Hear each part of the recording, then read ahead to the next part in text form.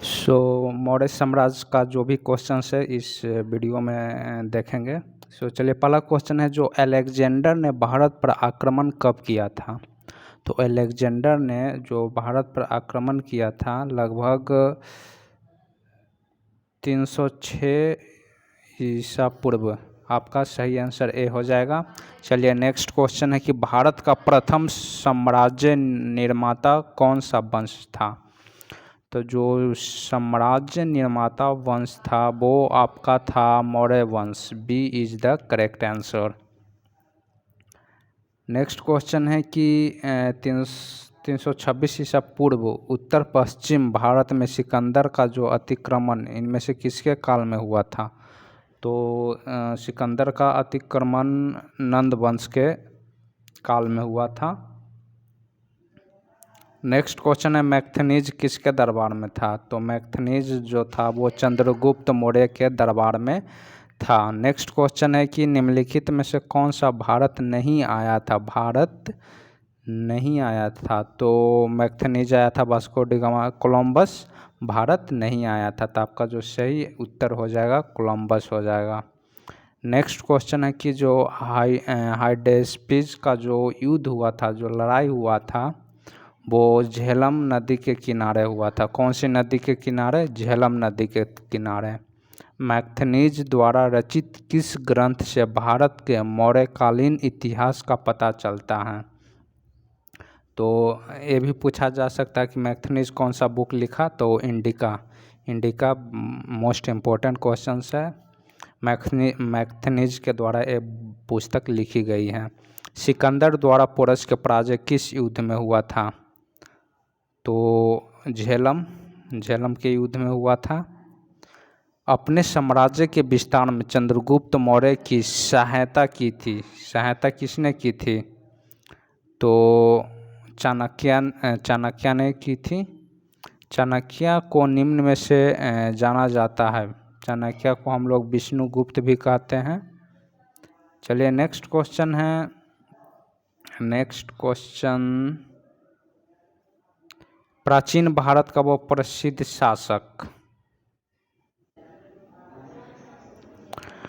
प्राचीन भारत का वो प्रसिद्ध शासक जिसने अपने जीवन के अंतिम दिनों में जैन धर्म, जो जैन धर्म है उसको अपना लिया था। किसने जैन धर्म अपनाया था?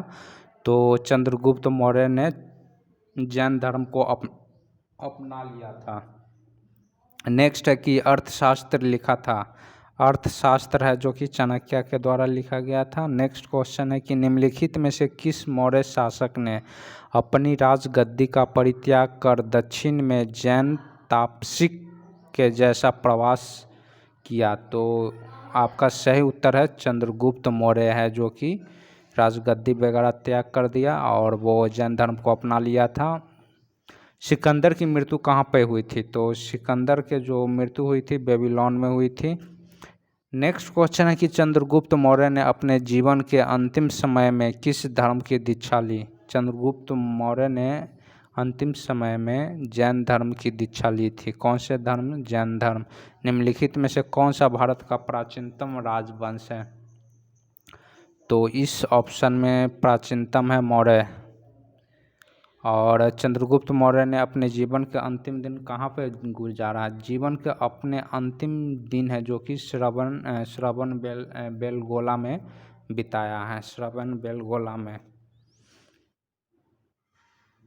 निम्नलिखित में से प्राचीनतम राजवंश कौन सा है? तो इस ऑप्शन में नंद हो जाएगा, नंद वंश। अशोक ने बौद्ध धर्म के प्रचार के लिए विदेशों में किसको भेजा था? तो अपने बेटा और बेटी को, संघमित्रा को भेजा था। चलिए, नेक्स्ट क्वेश्चन है, निम्नलिखित में से अशोक का उत्तराधिकारी कौन हुआ? अशोक का उत्तराधिकारी हो गया Kunal. A is the correct answer. Next question है कि भारतीय राष्ट्रीय पंचांग किस नाम से जाना जाता है? तो शक संवत के नाम से जाना जाता है। B is the correct answer. 120 किस स्थान के निकट प्रसिद्ध कलिंग युद्ध लड़ा गया था? तो करेक्ट आंसर हो जाएगा बी, ढौली। नेक्स्ट क्वेश्चन है अशोक किस वंश से संबंधित है? तो अशोक किस वंश का था? मौर्य वंश के था। अशोक किस वंश के था? मौर्य वंश के था। नेक्स्ट क्वेश्चन है सारनाथ में किस सम्राट का स्तंभ है? सारनाथ में किसका स्तंभ था? अशोक का स्तंभ था। ब्राह्मी लिपि को किसने स्पष्ट किया? किसके द्वारा स्पष्ट किया? जेम्स प्रिंसेप के द्वारा स्पष्ट किया गया।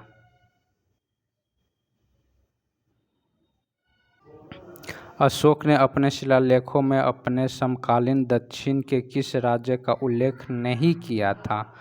तो इसका जो सही आंसर हो जाएगा 124 का कुषाण हो जाएगा। कौन सा हो जाएगा? कुषाण। अशोक के अभिलेख को सर्वप्रथम किसने पढ़ा? सबसे पहले अशोक का जो अभिलेख था वो पढ़ा गया था। किसके द्वारा पढ़ा गया? जेम्स प्रिंसेप के द्वारा। ए इज द करेक्ट आंसर हो जाएगा। कौन हो जाएगा? ए आपका सही उत्तर हो जाएगा। मौर्य साम्राज्य में प्रचलित मुद्रा का क्या नाम था? ये तो पन था। ए इज द करेक्ट आंसर। क्या हो जाएगा? ए। नेक्स्ट है कि अशोक ने इन सभी में से कौन सा धर्म अपनाया था? अशोक ने इन सभी में से कौन सा धर्म अपनाया था? तो अशोक है जो कि बौद्ध धर्म अपनाया था। और चंद्रगुप्त मौर्य कौन सा धर्म अपनाया था? वो जैन धर्म अपनाया था। सो निम्नलिखित में से कौन सा मौर्य वंश का शासक नहीं है? तो इसमें मौर्य वंश का शासक नहीं है। सो आपका जो इसका सही उत्तर हो जाएगा कौन है मौर्य वंश का शासक? चंद्रगुप्त मौर्य वंश का जो स्थापना किया था कौन किया था? चंद्रगुप्त मौर्य किया था। सो यहाँ पर सही उत्तर हो जाएगा ए हो जाएगा अजातशत्रु। अजातशत्रु मौर्य वंश का शासक नहीं था। अपने अभिलेखों में प्राय जिस नाम से अशोक संदर्भित है वह है उसको अशोक को हम लोग क्या कह सकते हैं? प्रियदर्शी भी कहते हैं अशोक को। मौर्य वंश का अंतिम राजा कौन था? मौर्य वंश का जो अंतिम राजा था बृहदर्थ था। ए इज द करेक्ट आंसर। सम्राट अशोक पर कलिंग युद्ध के प्रभाव निम्न कहाँ पर देखा जा सकता है? तो ये आपको चट्टान आलेख में देखा जा सकता है। चट्टान आलेख में B is the correct answer. कौन सी नदी सिकंदर महान के भारत आक्रमण की सन्निकट पूर्व सीमा थी? सिकंदर महान पे तो इसका जो आपका सही उत्तर हो जाएगा ब्यास नदी। कौन सी नदी? ब्यास नदी। चाणक्य किसका प्रधानमंत्री था? तो चाणक्य चंद्रगुप्त मौर्य का था। ए इज द करेक्ट आंसर।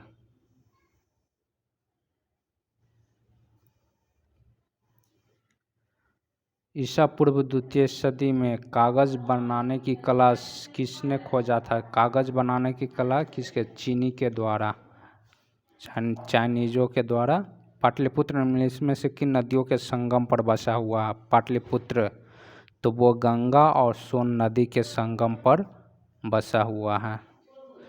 प्रसिद्ध सांची स्तंभ किसके समय बना था? तो जो प्रसिद्ध सांची स्तंभ है वो अशोक, आपका जो सही उत्तर हो जाएगा ए हो जाएगा अशोक के समय। सो मौर्य काल से जितने भी क्वेश्चंस थे पूछे गए थे रेलवे में वो सभी यहाँ पे डिस्कस हो चुका है। चलिए धन्यवाद।